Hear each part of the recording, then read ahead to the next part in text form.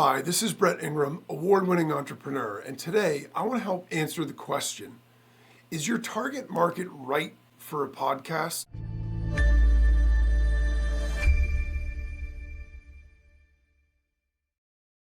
So podcasting has exploded in popularity, and there's a tendency to feel as though, hey, everyone's doing this, I should start a podcast, I should get going and just pull out a microphone, start talking, and the next thing I'll have a giant following and be super successful.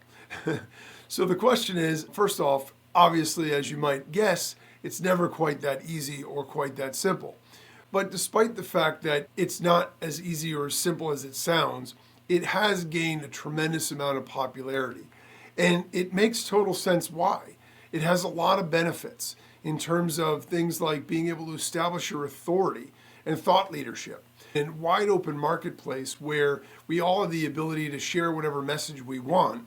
If we have a particular kind of expertise, if we have a particular kind of knowledge or experience, those are all things, or even a skill, those are all things that we are able to share, and we can share it in a variety of platforms, but podcasting is one of them. And we could do an audio or a video podcast. So the ability to be able to share that information can help establish us as an authority in whatever topic we are, and as a thought leader. And when we have that, obviously there's a lot of ways that we can take that, a lot of directions we can take that professionally. The other thing it's very good for, obviously, is building an engaging community. And that is really what we want to be able to do ultimately in terms of branding, right?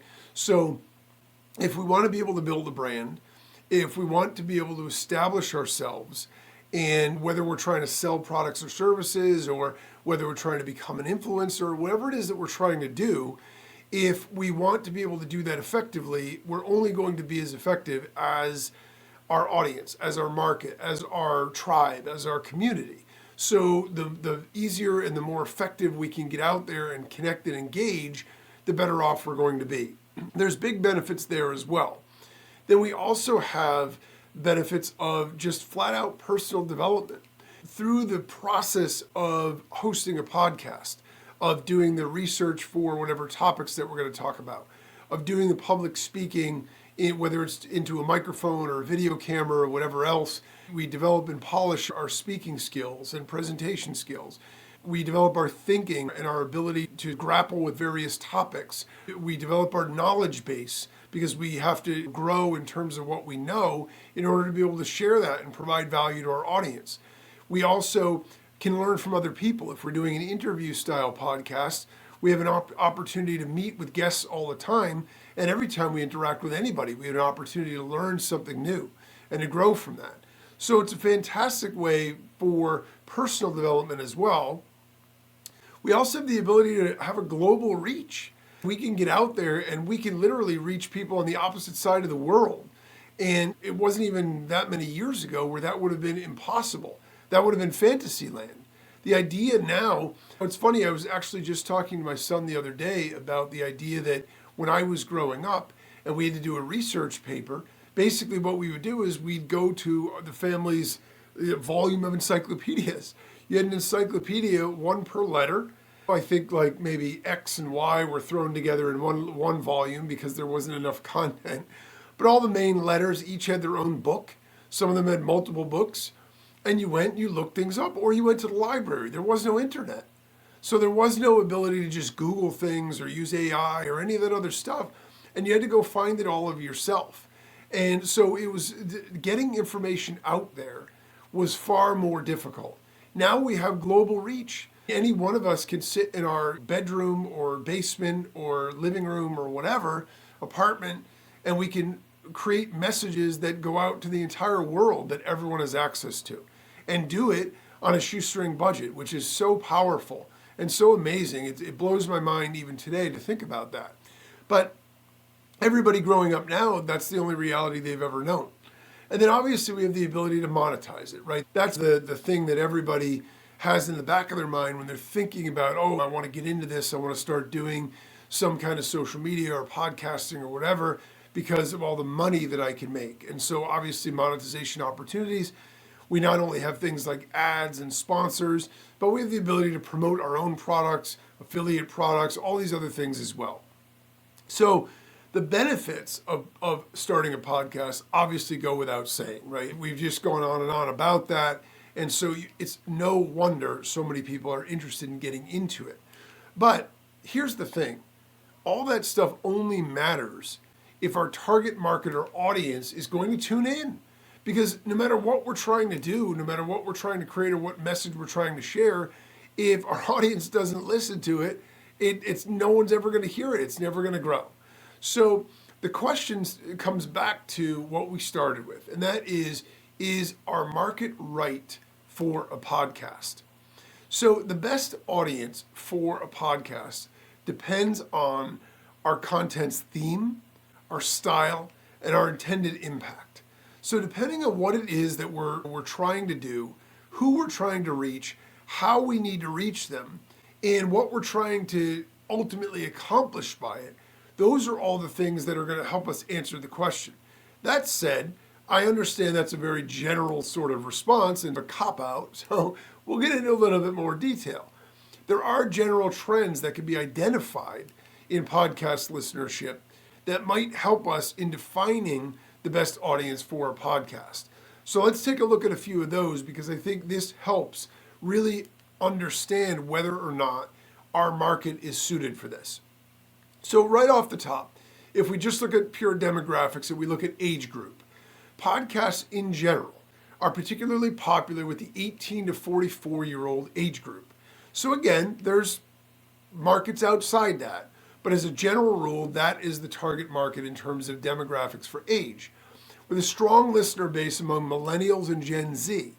So these age groups are more likely to consume digital media and are accustomed to using smartphones and other devices for entertainment and education. I know it's funny because when I watch my kids with their phones and the fact that they could watch full videos and all this other stuff on the phone, I'm amazed by that, because for me, the screen is so little that I'm like, I want like a big screen. If I'm going to watch like a movie or I'm going to watch, I don't want to see it on this little tiny phone. I don't like typing with my thumbs and all that other stuff. So for me, I'm old school in that way, and I'm showing my age. But the fact of the matter is, it is true that people have different inclinations. Whereas my parents, conversely to me, and my father-in-law in particular, is almost technophobic. He's terrified of the computer. He thinks if he touches the wrong key, it might explode. He doesn't have any idea how to use it. And so you can see how generation to generation, depending on who we're trying to reach, it's going to depend. Are they tech savvy enough? Are they dialed in enough to do this? If we're going after an audience that already listens to podcasts, it's really easy because they already know how it all works. We don't need to convince anybody to do anything. So the demographics are really important in that regard. Now, from a standpoint of which countries or cultures or geography type situation, they're actually popular pretty much everywhere across the world. But there are some countries that are far more engaged in podcasts than others. That said, there isn't any reason to avoid a podcast based on geography because there is adoption globally for it. If we look at interests and niches, right, podcasts cover a wide range of topics. So the best audience can be defined by specific interests or niches. So if we wanted to do like a technology podcast, obviously we're going to be looking for tech enthusiasts and professionals in the tech industry. And depending on how we target it, that will depend on whether or not we reach the right audience. So some of it is the way that we structure it ourselves, but there will be an audience for a lot of various things. And converse to that, a true crime podcast might attract those that are interested in investigative storytelling, those kinds of things. And so depending on what our niche and interest is, we can basically take a look at the kind of market that we might be able to reach. Now, it's interesting to note that true crime is obviously and surprisingly one of the most popular, if not the most popular podcasting genre. People just love true crime. Another very popular one is comedy. Now, the one challenge I would say with, first of all, if it's something like true crime, we have to be very interested in doing investigations and research, because we obviously, if we're doing true crime, we have to have facts. We have to have stories to be able to tell. If we're doing something that's comedy, we need to have comedy chops. Comedy is not easy.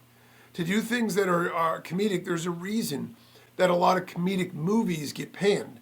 These are professionals with million-dollar budgets, hundreds of million-dollar budgets in some cases, and top-level professional talent that excel at comedy. And even still, there are very few comedic movies that actually are smash hit successes because comedy is hard. So if you happen to be somebody that everybody tells you how funny you are all the time, could be the perfect match. But the fact of the matter is, the type of subject matter we want to go after is not just what is popular. It has to be what we can effectively do. I'm not a funny person. So for me to go into comedy would be a total disaster. My podcast wouldn't be funny and nobody would tune in. So we have to decide what our niche is within whatever genre and market and audience that we're trying to reach, because that is going to determine whether or not we can be successful in that particular area. Then we have to look at educational and professional development, right? This is another very popular area. Anything that educates people, anything that teaches people skills or shares with them ways to get better at various things, any sort of self-help or inspiration, encouragement, motivation, all those kinds of things. Many listeners use podcasts for learning and professional development. Particularly in an audio format, what's great about that is you could do it while you're doing other things. So people will listen to it on their way to work in the car or whatever. And if it's something that's motivational or inspirational or whatever, then those are great messages to share with people because it's something that they can do on the way to where they're going. And when they arrive, they've already received a benefit. If it's something where they need to be writing things down and taking notes and stuff like that, then video podcasts might be the better fit for that. But nonetheless, learning and professional development is one of the major reasons that people tune in, because other than being entertained with stories or entertained with comedy, educational purposes and learning and professional development is another really valuable genre of podcast. And so the medium of podcasting is very popular among students, among academics, and professionals that want to expand their knowledge and skill sets in various fields. So again, depending on what your expertise is, depending on what your proclivities and inclinations are, it may be a very good fit if you were going after any of those particular markets with that particular sort of strategy. Then we can look at lifestyle and hobbies. If we have a passion in something, even if it's a frivolous passion, it could be something like gardening or model airplane building or like army and battle reenactments with action figures or whatever it is. Any kind of lifestyle or hobby, podcasts that focus on lifestyles, hobbies, and personal interests can target audience based on specific activities and lifestyles. And sometimes the more targeted we are, the better. Because while we don't have a giant audience, I know there are podcasts out there that only have an active audience of a few thousand, but it's so super engaged in their particular topic and in their particular podcast that the click-throughs on things and the level of engagement is so high that it still can be monetized very effectively. It still can be used as a marketing medium very effectively because the market is smaller, but the activity rate among that market based on promotions or sponsors or whatever else is so high that the bang for the buck and the return on investment is very high. And that's ultimately what advertisers and sponsors care about. So podcasts about specific activities or lifestyles, like fitness enthusiasts, foodies, travel buffs, these things are all really great. Some of those are actually geared more better for video podcasts. Like fitness obviously can be a visual thing because if you're trying to demonstrate how to exercise or be motivational in that way, it's far easier to do that in a video and visual format. Food and travel, same sort of thing because they're so visual. Again, they don't need to be. It certainly can be something that's discussion-based and based on audio, but video can be a very effective complement if we have a video and an audio podcast around those particular sorts of niches and industries. Community and culture is another sort of slice of podcasting, where podcasts that center around cultural, social, or community-based themes can attract audiences that are interested in those particular subjects. That can be very great if we're trying to do something for a local market or maybe for a particular segment of the population or a group that we belong to. That can be very effective as well. And so if we're in this together and we need to support each other kind of thing, that can be very effective as well. So it can be things like local community members. It could be people sharing the same cultural background, or those might be interested in activism or other social issues. Any of those kinds of things are very effective things in a podcast because that tends to be, in general, a very engaged audience already. And they're looking for an outlet. They're looking for their community. They're looking for other people that share their ideas, background, and values, so that way they can connect. And so a podcast can be a great way to bring that community together. Another sort of slice or segment of the podcasting sort of market is entertainment and leisure. So many people will listen to podcasts for entertainment. And this is where that comedy thing comes back in. But in addition to comedy, we don't have to be funny. Storytelling is a very effective medium. And storytelling is one of the things that, if we look back through history, before the days of even recorded history and written history, storytelling was always an age-old tradition that was passed down from generation to generation. And in fact, a lot of the fables and a lot of the very, very early works of literature that are considered to be groundbreaking and works of art were told basically orally. Somebody told it as a story before they were able to ever write it down. And that story resonated so well with audiences. That story got retold and retold and retold and retold so many times that eventually it ended up getting written down once we got to the ages of written history. And so storytelling is a very effective media. It's super engaging, and everybody loves to hear stories. Another one is celebrity interviews, because people are very interested in what's going on with celebrities' lifestyles. And so they always want to know how that segment of the population lives and what they're like and what they do. Interviews, either with celebrities or even just people that are successful in any particular walk of life, can be very effective, and then we don't actually need to create our own content.